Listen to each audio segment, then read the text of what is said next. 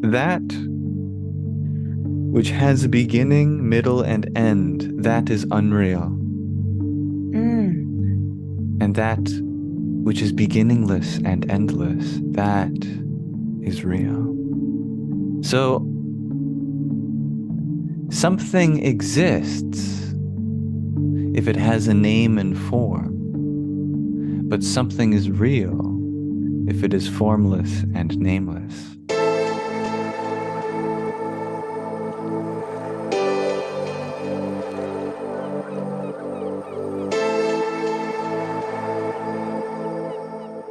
I'm here today with Yamsox, who is a thought leader and teacher, and in my opinion, a genius. Probably the most intelligent person I've ever spoken to, extremely knowledgeable in the topics of philosophy, spirituality, mathematics, physics, metaphysics, and religions. He has over 500,000 followers on TikTok, and he's made a huge impression on me personally. Me and my children binge watch his TikTok videos. Namaskar. Thank you very much for having me. I'm very grateful for this space. Maybe we could start by talking a little bit about you, whatever you're comfortable with sharing about your story. I'm just curious um, how you got into these topics and how you became so knowledgeable about them. Have you always been interested in them, or was there something that triggered it for you? The topic specifically that I'd cover in my videos, it is a relatively new thing, but I would say that the passion that I have for learning about that type of thing, I've always had. I remember being about 3 years old in my mother's room. I was laying next to her in bed, and there's a vein that goes across just above the ear on both sides of our head. And I'm sure many people have experienced that. Sometimes when the blood pressure is high, you can hear your heartbeat through that in the pillow. And I remember noticing that. And it freaked me out because I had the terrible realization that one day that was going to stop, Mm. which is quite a concept for my 3-year-old self to comprehend. And I'm sure it took a while for my mother to console me. So the concept of death has fascinated me since I was at least 3 years old. And another moment, several years into the future from that, a scientist came to my school. I don't know what kind of scientist, other than it was just a scientist. Mm. And she was talking to all of the grade oneers, including myself, about the wonders of science and how there's a science of everything, a science of rocks, a science of trees, a science of you name it. And she was doing a little interactive part where um, she would say, "All right, kids, name something, and I'll tell you whether there's a science behind it." And she bet that no matter what we could name, there was always a science around it. Mm. And so some kid raised his hand and said cookies. And she was like, "Of course, there's tons of chemistry and cookies and whatnot." And then when it came to be my turn, I remember asking if there was a science of nothing. And she didn't understand because, in English, we usually just use that word as a pronoun. So it's Uh-huh. the science of nothing. Like, what do you mean? I mean, literally nothing. And I was getting frustrated that I couldn't get the idea across that is there a study of nothingness, which is what I wanted to say. And I don't remember the answer she gave me. Obviously, it wasn't memorable, but I remember asking that. And so that type of inquiries has been long with me. And I have no idea where that comes from. But yeah, I can say it's been a long journey. Wow. That's fascinating for such a young child to even be thinking about a concept like nothing. And that's a topic you cover a lot in your videos, which we're going to get That's to true. soon because it's definitely something that's of huge interest to me. But first, um, are you comfortable sharing anything about your own personal spiritual practice? Because I know that you talk about meditating. Did you grow up in a religious or spiritual environment, or is that just something that you discovered on your own? It's difficult to say because there was no defined upbringing when it came to that. Mm, My mother was very free-spirited, but especially not in any particular way. We had statues of the Buddha around the house, and we practiced Christmas, and occasionally we'd go to church, but also we practiced Hanukkah mm, sometimes. And so it was almost like from my mother's side, we practiced a bit of everything. But my father didn't practice anything. So it was very much this very perfect balance of you kind of get to do whatever you want to do.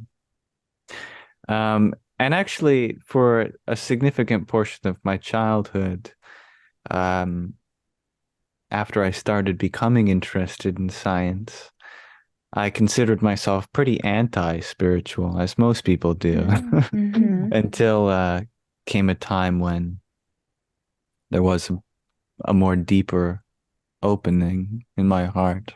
mm-hmm. Wow, fascinating. That's beautiful what your parents did by allowing you to choose your path and exposing you to different things. Yeah, I agree. I'm very fortunate in that regard. Mm, I don't have any religious trauma or anything like that. mm. Well, the number one topic that I wanted to talk to you about is, as I said in the intro, I interview near-death experiencers, and I'm always asking questions to try to come to an understanding of certain things that are really beyond our ability to understand from our limited Mhm. experience here. And one of those things that comes up over and over again is that they will talk about the void.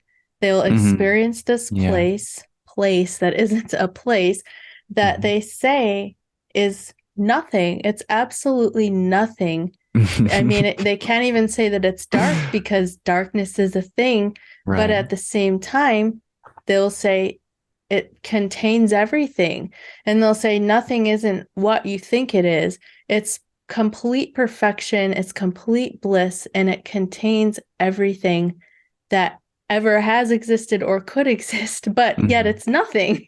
And then I hear you in your videos talking about the nature of nothingness and then the difference between reality and existence, how something can be real but yet not exist. And so I don't know how well I'm formulating this perspective, but or Very well. formulating this question, but Mhm. what is that nothingness that they're Mhm. talking about? Yeah. It's the oldest concept that we have ever written down.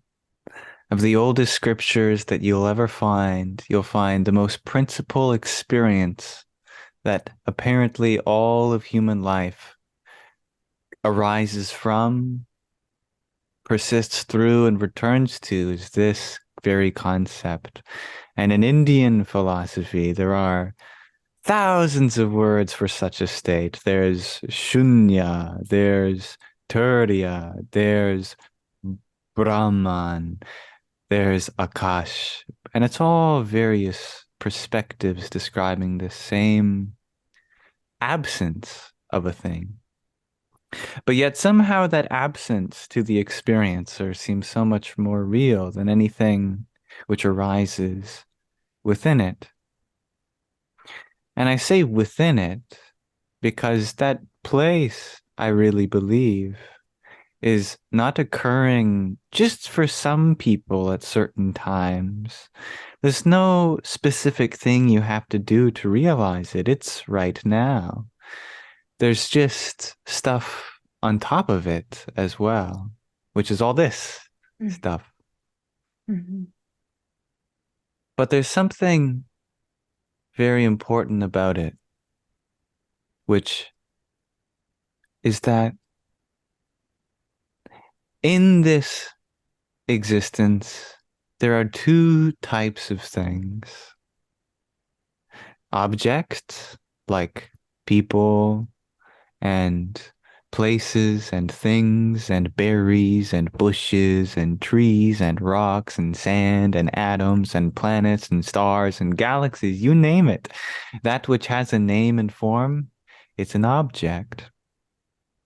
But as Einstein famously proved in his theory of relativity, all objects can only ever exist relative to a reference point. And that reference point itself cannot be an object. It's in a similar way to how all sound must exist relative to silence, but silence itself is not a sound. All color must exist relative to black, but black itself is not a color. All movement must exist relative to stillness, but stillness itself is not a movement.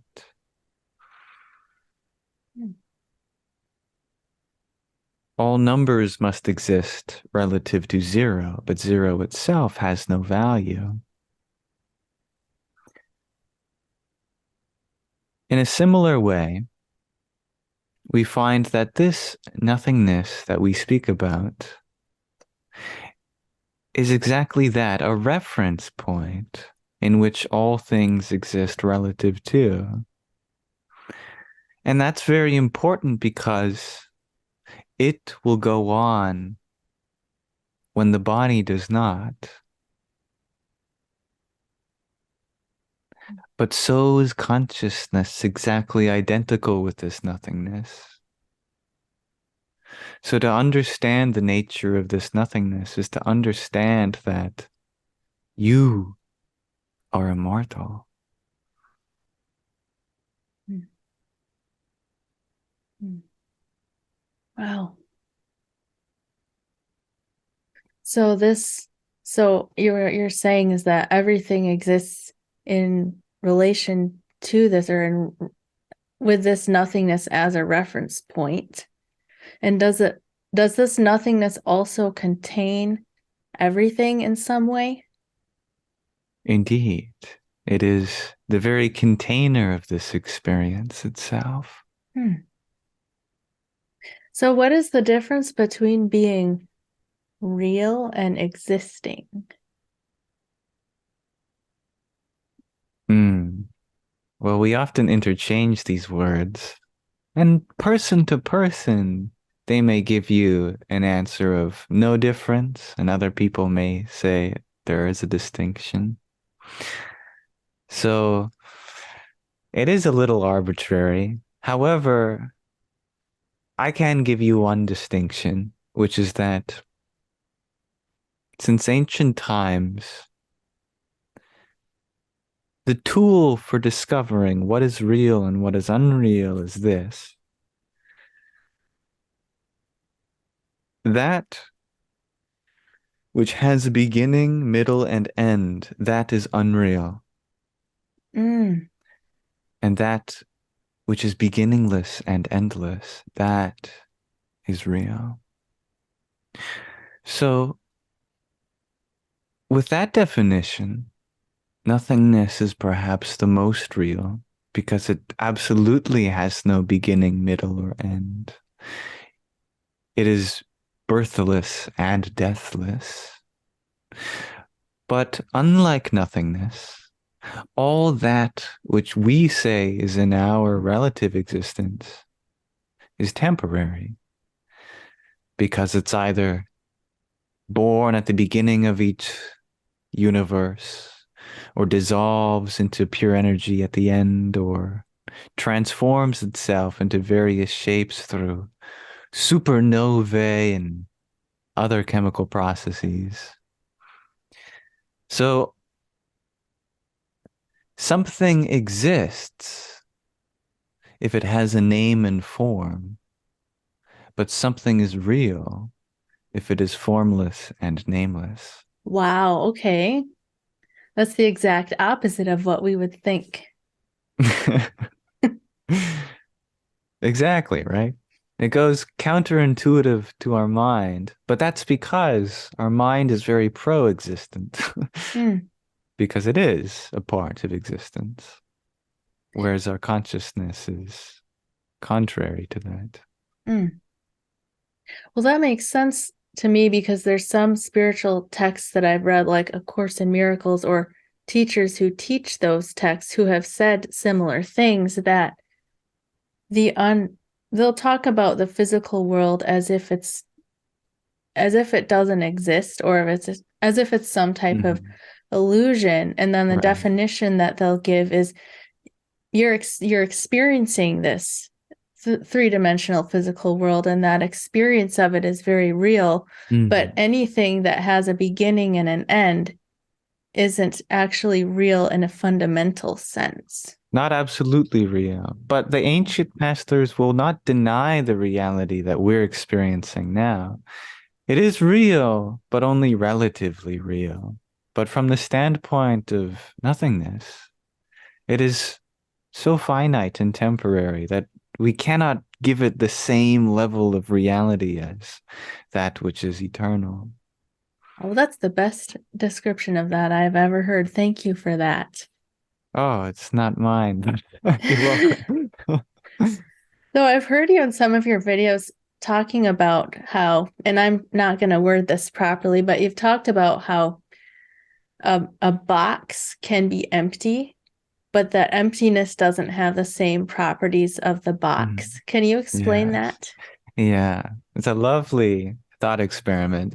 One of those things that's so simple that we never quite yet think about it.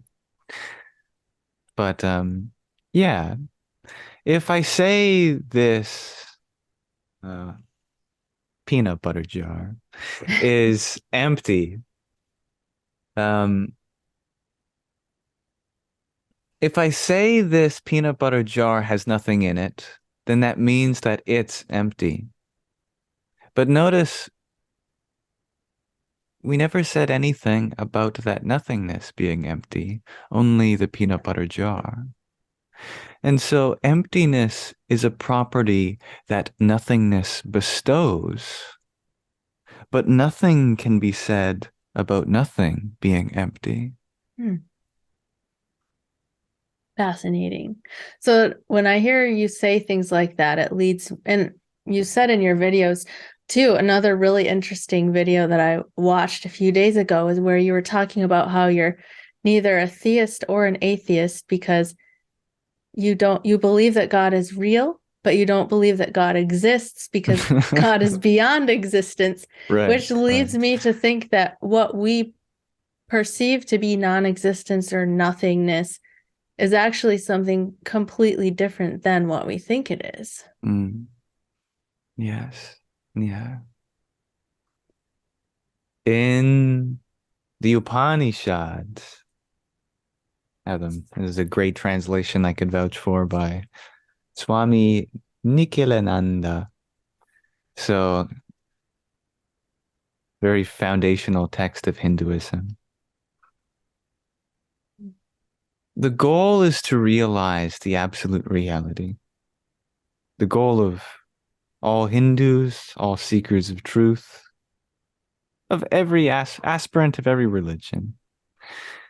There they speak of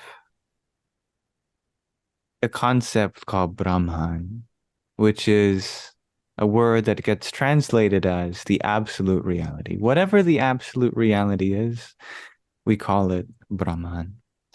But Brahman is often talked about in two different ways. It's talked about either as having qualities. We could call it God and say that it's a creator, or it's something which is omniscient, omnipresent, and omnibenevolent and omnipotent. We endow it with attributes or qualities. But also, there is a sort of complementary view of understanding the absolute reality as that which is beyond all qualities. And this is this nothingness, this ultimate nothingness. And so a great debate occurred over the past dare I say, 8,000 years of which is the correct perspective. Is it Nirguna Brahman, absolute reality without qualities, or Saguna Brahman, absolute reality with qualities?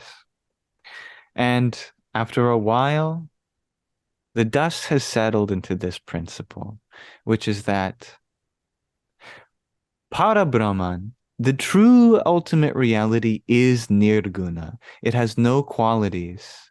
It neither creates, nor preserves, nor destroys. It is totally attributeless. It is one and without another. It does not act, because in order to act implies the existence of two, the subject and the Mm, object.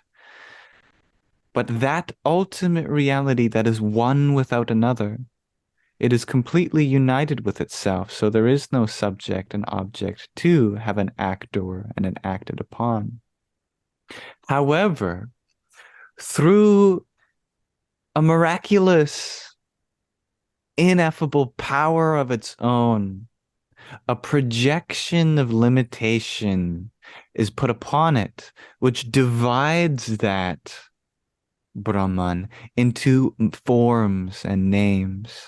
And this illusion of multiplicity, of this whole universe, that is Maya, or what mm, some people may call the Matrix.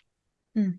That is Saguna Brahman, the ultimate reality endowed with qualities. But the qualities are only an illusion.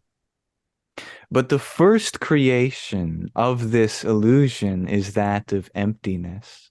So when we talk about space and ether and void and shunya and turiya and vacuum and nothingness, it's actually just the closest word we have to describing it. But it is, in fact, it's still only an illusory idea. Because as you said at the beginning, it cannot even be said to be dark because that implies the existence of light. So, what we call as God is the first creation of Brahman. And you may liken Brahman as the Godhead, whereas God is uh, the first illusion of this ultimate reality. Although God is the longest lasting entity in all of the universe, that initial nothingness, even God is impermanent compared to that void, that transcendental void in which God appears as an actor from. And such a concept is called Maheshvara, the Lord of Lords, that first initial creator cause of this cycle of creation. So, because this concept is so much more profound than I could have ever dreamed when I was younger, words like atheist and theist mean nothing to Right. me because such a binary can never describe the infinite. It is Mm. equally valid to say that God does not exist because he is nothingness, but also that God does exist as the first cause. But neither of those two constitute the full scope of understanding the nature of this reality. Wow. Wow. Well, another thing that I was going to ask you that I think you sort of already touched on with that explanation there is something that I've spent a lot of time and energy of my own trying to figure this out for myself is on my own spiritual path. I was directed towards self-inquiry meditation Ah, and the Ramana idea, Maharishi. yes, and the idea that the Sanskrit being consciousness bliss, that God, Sachitananda, yes. yeah, yeah, that God is. God is aware of God's self and God Hmm. knows God's self. And this Hmm. idea of the I am, that the Hmm. universe is one great self. I think is that Hinduism or Buddhism? I know one of them Hmm. talks about God being the great self, and then the other one talks Hmm. about God being the great non-self. Yeah. And So so for that's the, Hinduism is the self and okay, Buddhism that's is what the I thought. non-self. Yeah. But I've been doing self-inquiry meditation for a couple of years, and I found that initially it was really helpful, but the more I did it, the harder it became to pin down that sense of self. And Hmm. eventually, That through means you're doing it interviewing, right. okay, good. I was wondering about that because I would interview near-death experiencers and they would tell me that in the void, they would have this experience of the dissolution of their self and they would Hmm. become nothingness. Yeah. And so then I started to think, well, maybe God, for Hmm. lack of a better word, is not the great self. Maybe God is in the non-self. And so I started Hmm. looking behind the sense of self, and this whole other experience opened up to me of just this pure beingness and this pure experience, just present moment experiencing of life. So I guess what I'm wanting to ask you is, which is it, or is it somehow both, the Hmm. self and the non-self? This is a great debate between the schools of Hinduism and Buddhism for thousands of years. Um, but I can't help but laugh because I do see them as identical views. To me, it's like debating the difference between positive and negative zero. Ah. Positive zero equals negative zero. We just put a sign in front of it only because we're looking at it from two different directions. But when we're at zero, there's no need to give it a sign. Zero is just zero. It's neither positive nor negative. Similarly, there is neither self nor non-self, yet neither both nor neither. Once you are at the self, there is no reason to differentiate between anything that is you and anything that is not you, because there only is.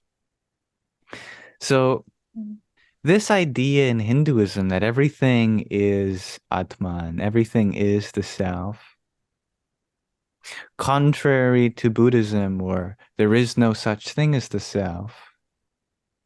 The point is non-duality, that there is no you and something that is not you.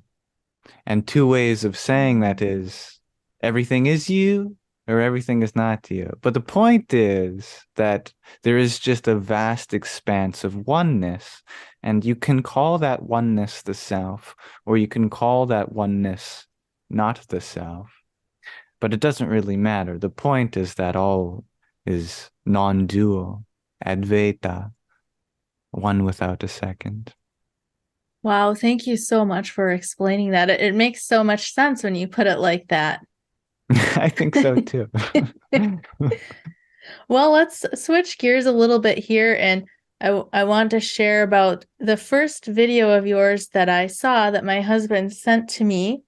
And it was of you responding to a Christian pastor who was claiming that Jesus is the only way to salvation. And you Mhm. made the point that actually there's 112 paths to salvation. Would you be willing to explain a little bit more about that and maybe what some of those paths are? So the reason 112 is significant has to do with a concept that we could very well spend a whole day speaking about, but I'll save the dopamine and attention span of your audience. But uh, that text where there is 112 so-called pathways to salvation is known as the Vigyan Bhairava Tantra, which is a text in Tantra, which is a subset of. It's hard to call anything a subset of Hinduism. Because Hinduism at its core never calls itself Hinduism. It never gives itself a label, actually. The only words they ever use to describe themselves is called the Sanatana Dharma, which means the path for everyone, basically. So calling it a subset of Hinduism is almost detrimental to what it refers to itself as, which is Mm. a path that everyone is on. You know, I know many so-called Hindus that believe in Christ and many Christians who believe in Krishna. And so it's hard to pin down a boundary to it. But if anyone wants to Google it, you will have to search up the Vigyan Bhairava Tantra. Anyway, 112 is significant because that is apparently the number of chakras in the human system. Seven main ones, 20 something uh, micro ones, and then 100 and something or about that lesser ones. And then there's two outside the body. Mm. Uh, I don't know much about the significance of why it's that many. I haven't experienced that myself. However, yeah, I absolutely do believe that multi-faith and inter-religious dialogue needs to happen. Mm. And religious people need to understand that all religions speak for the same one goal. And because of that, God has offered a beautiful array of religions for his children, if you want to put it that way. Mhm. Otherwise, we're just limiting God to one perspective. But if God really is infinite and vast, then necessarily all paths must lead to God. So, Right. yeah, 112 is the bare minimum. There's really one path for every thought that you can even conceive of. And that by itself is provably beyond infinite. Mm. Yeah.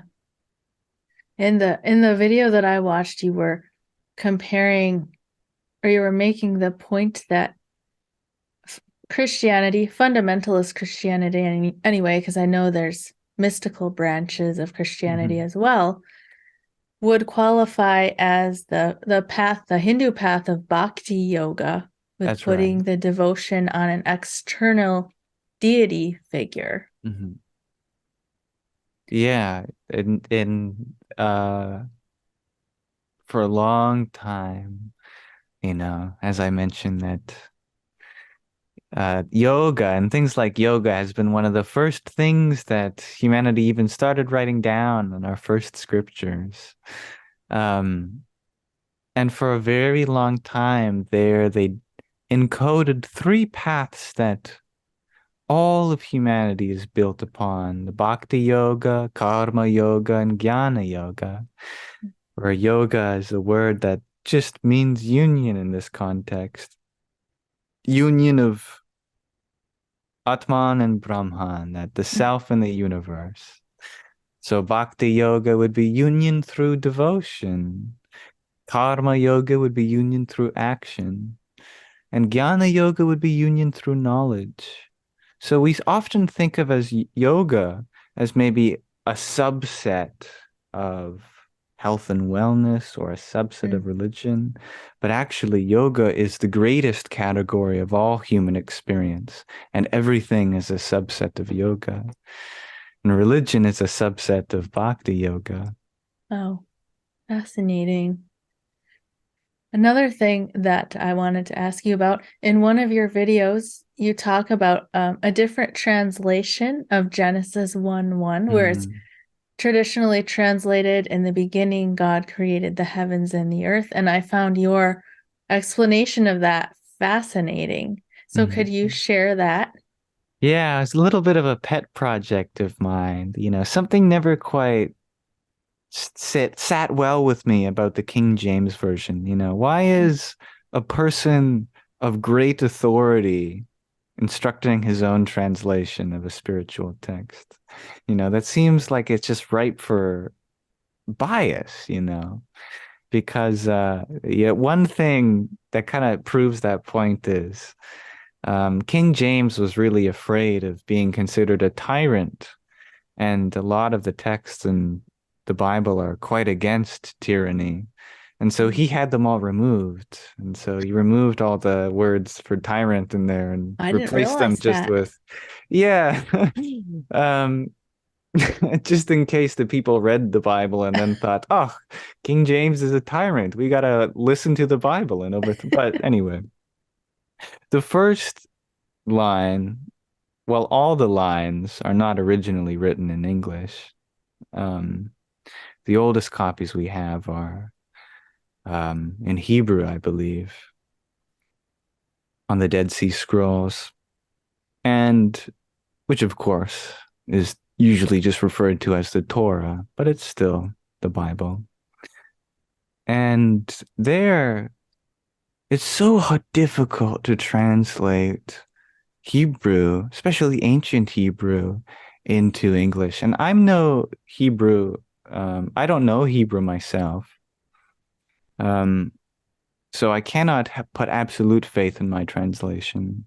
However, I have studied the world's religions and found truth in the overlap between all, and it is in this translation that I really find the most beauty. The first point to make is that Elohim is the word they use for God.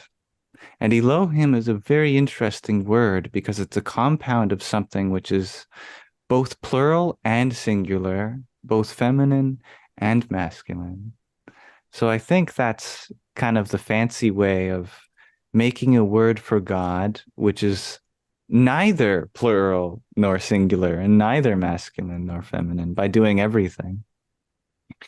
So it's this sort of non-individual God that is in Genesis, which you may equivalently just say as divinity itself. Mm. Another thing to point out is that it never says the beginning either. It just actually starts with beginning, with no, what do you call it? With no, what's the word for the and a? That type of word. Articles. Yeah, an article, that's it, but it has no article in front of it. So it's just beginning, divinity, and then this word that is created, that's translated into created. It's also translated in various other places to anything where a transformation happens or a separation or an intellectual realization happens. It's a very multi-purpose word. And I think the most general word that covers all those bases is discernment. So beginning, divinity discerned between heaven and earth. And heaven in Hebrew is a word that transliterates into sky water, which you might notice is two of the elements of earth, water, fire, and air. And we also have a third Mm. element in there, which is earth. So we have Right. sky, water, and earth. What's the difference between two of those elements and earth? Well, one is solid and the Right. other is formless. So in my opinion, this heaven and earth is a figure of speech for that which is formless, heaven, and that which has form, earth. So I came to the conclusion that not a good literal translation, but a good interpretation Mhm. of the first line is something like, in a beginning, divinity discerned between formlessness and that which has form, or something like existence and non-existence. Mm. Just some initial realization between nothingness and everything. Wow. So it could be talking about our entrance into the experience of duality. Exactly. Mm. Wow. That's just fascinating to me. Thank you for sharing that. Are there any other Bible passages that you have done your own interpretation of? Hmm. Uh, the commandment when it comes to thou shall not have any gods before me, and the rest of the commandments I spent some time translating. They're actually good translations, but somehow they carry this additional weight with them, which is that they're like orders from on high to tell you this is all the things you should not do. But one thing to know is that the word commandments are never used in Hebrew and even in Greek. It's just referred to as the 10 words, I believe, or the 10 Interesting. verses. And in my opinion, when you take a very close look at those 10 words, they are less so things not to do as they are things that are impossible to do. So you couldn't, even if you tried. The first being, thou shalt not have no other gods before me. That just sounds like a definition of God to me. Mhm. It's a statement. There are no gods before me. So you could not have any other. If I am the Alpha, that which is in the beginning, then there's no way for you to break this commandment. It's God just telling about himself rather than something for you to be careful with. And the second, which is not having an engraven image of anything in the heavens or on earth or in the waters below, which is of the divine, which to me is not, again, not a rule of something that you shouldn't do, but an understanding that whatever you create as an image will never truly represent the absolute reality. Because you cannot Mhm. put silence into sound or blackness into color. You cannot put stillness into movement or nothingness into a thing. Wow. Wow, fascinating.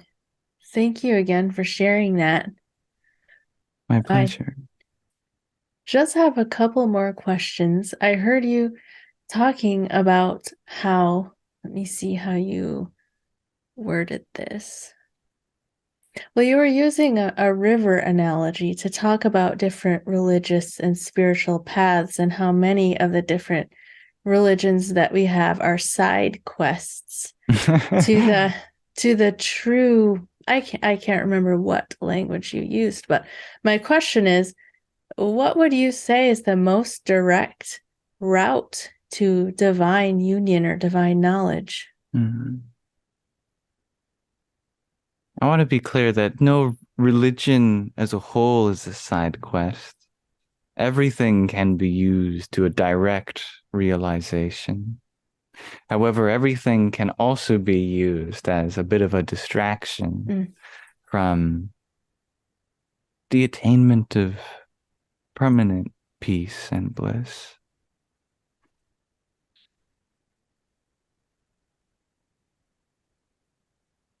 Anything which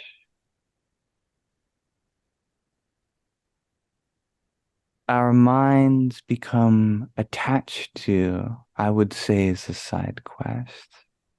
But I am being a bit cheeky with the term side quest because no matter what you do in life, you will always get to that state of bliss. It is in your nature. So you can do all the side quests you want. You'll get there in the end.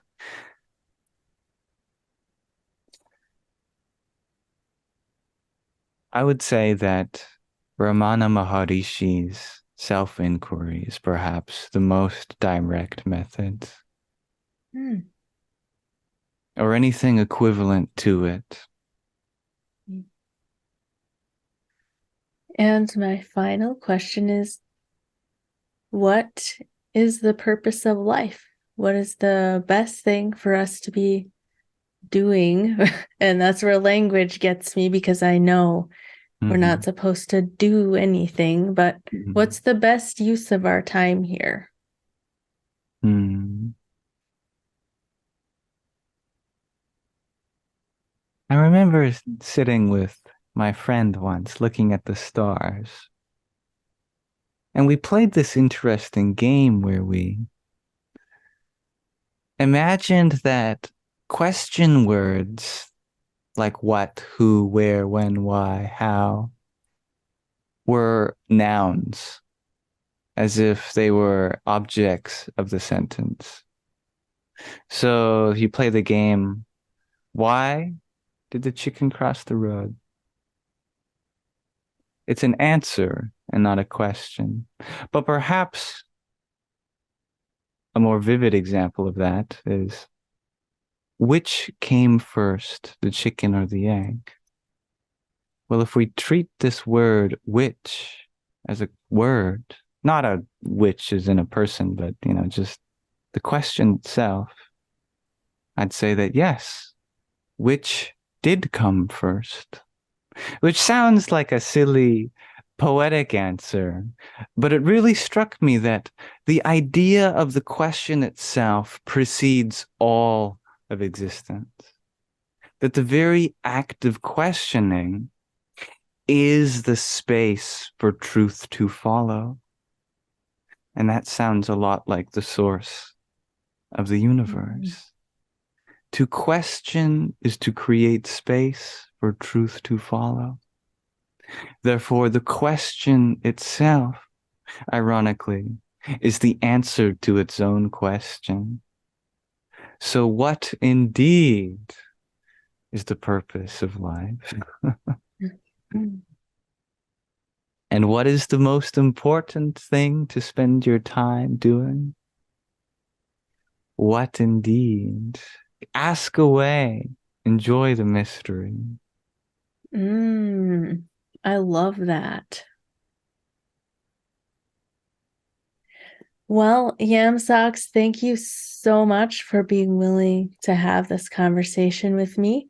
It's been one of my most highly anticipated interviews, and I would like to give you a chance to share where the viewers can connect with you.